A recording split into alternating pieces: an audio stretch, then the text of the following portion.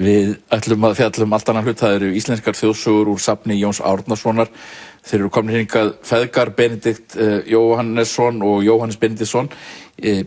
Þú ert Benedikt og rekur útgáfufyrirtækið Heim og þið eruð að gefa út þjóðsögurnar í nýrri útgáfu myndskreyttri og ég spyr nú bara, hvers vegna? Já, þetta byrjaði, ætli þetta hafi ekki byrjað fyrir 2 árum. Og þá vantaði mig skírnargjöf og mér fannst íslenskar þjóðsögur liggja beinast við. Og svo bara áttuðum við okkur á því, fórum að tala þetta hvar þetta fengist, fórum út allt og fengust hvergi. Og á endanum reyndar fundust þær í dánarbúi. En þá byrjuðum við að skrafa það að það ætti einhver að gefa þetta út. Og núna 2 árum seinna þetta orðið að veruleika. Nú þetta náttúrulega bara ein máttarstoð íslenskrar menningar, það að þekkja þessar þjóðsögur, Gilitrutt og Búkollu og Fjalla Eyvind og Bakkabræður og Írafellsmóra og Þorgeirsbóla og svo framvegis.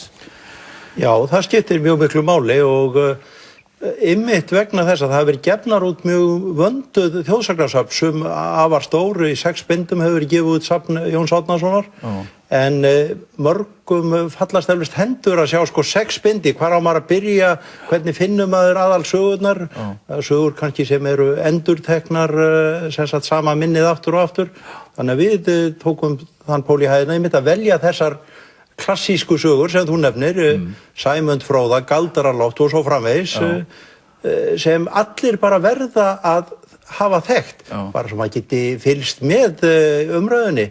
Menn verða líka að þekkja tilsvör eins og sjaldan hefur flotinu neitað. Hvaðan kemur það? Af hverju maðurinn að segja þetta? Þetta kemur úr þjóðsögur. En þetta náttúrulega skemmtilesning í raun og veru. Það bara mikið af þessum sögum bráðskemmtilegt og krakkar náttúrulega drukkuðu þetta í sig hérna áður fyrr. Jú, það alveg rétt. En það nefnilega þetta dapurlega að þessi bók hefur í raun og veru ekki verið fáanleg í rétt tæplega 10 ár. Og þannig að það alveg heil kynslóð sem hefur farið á mis við þessar sögur. Og reyndar það svo að, eins og pabbi var að segja, að þessi stóru söfn sem hafa komið út, að þau eru bara mjög fín söfn, það deilir enginn það, en þau eru bara svolítið ofstór. Það svolítið erfitt að finna þessar aðalsögur. En hér erum við búin að taka þetta saman, 125 sögur cirka, já. Og þetta eru bara aðalsögunar. Það sem var nú kannski skemmtilegt að þegar við fórum að velja þetta, þá vorum við nú tiltölulega fljótir að finna einmitt aðalsögurnar. Þú nefndir þarna nokkrar og menn gætu nefnt 10-20 í viðbót svona, verið fljótir að því. Og svo fórum við að fylla út í þetta. En það sem við vorum alveg sammála frá byrjun var að þetta yrði að vera skemmtilega myndskreytt. Og þá hófst leitin mikla að listamannum sem gæti myndskreytt þetta í íslenskum stíl.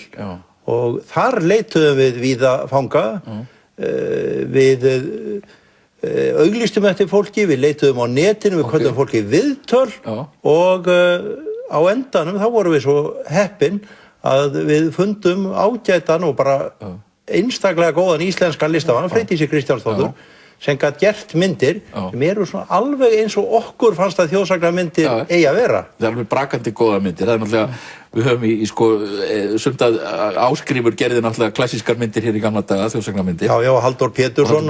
En þetta alveg einhvern veginn í þeim anda sem Já, og ég held það að fyrir bæði börn og fullorðna þá þetta það sem menn muni staldra við, ekkert síður heldur en sögurnar sjálfar, sem vissulega eru náttúrulega samt kjarninn. Ég að taka saman lista yfir það sem kallast íslensk kanóna, öndvegisrit, og við birtum þetta í næsta þætti og ég get upplýst ykkur það að þjóðsögurnar skora enn mjög hátt á þeim lista af því sem læsir menntaðir íslendingar eiga að kunna skil á. Já, þess þá heldur að það sé þá til í aðgengilegri útgáfu. Þetta fermingargjöfin þá í ár eða hvað? Já, ég myndi segja það. Ég reyndar lenti í smá debatti við bókaútgefundan sem spurði hvort það væri fermingargjöfin og ég sagði, nei, það ekki alltaf biblían? Og svo fattaði, jú, En þetta náttúrulega fermingagjöf. Passíusambandið.